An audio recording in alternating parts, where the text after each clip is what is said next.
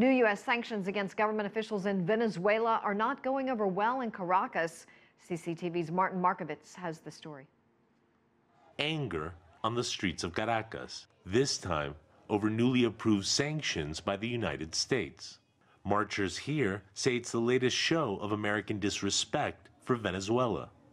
The sanctions freeze assets and deny visas to government officials involved in the crackdown against anti-government protesters earlier this year that left more than 40 people dead and hundreds more injured and arrested.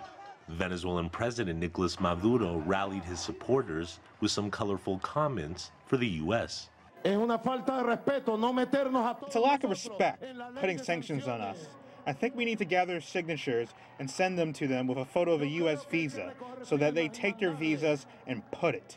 The U.S. visa where they need to put it. Arrogant Yankee imperialists.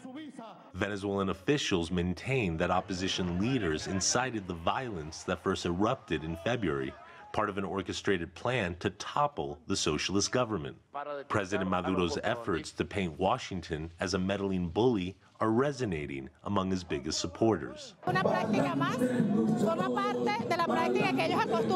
It's one more example. It forms part of their practice. They get used to interfering in countries who don't adhere to their wishes. I consider it interference. What can I say? Again, a chapter that they're writing to cut short the Venezuelan revolution, but they won't achieve it. Facing chronic shortages and one of the world's highest inflation rates, many doubt that Venezuela will retaliate against one of its biggest trading partners. The U.S. buys some 30% of Venezuelan oil exports, more than any other country in the world. It's still in the Venezuelan government's interest to maintain a good commercial relationship with the U.S. The president may use the diplomatic incident politically, but we won't see him cross the line with insults, because Venezuela is in a very delicate economic state.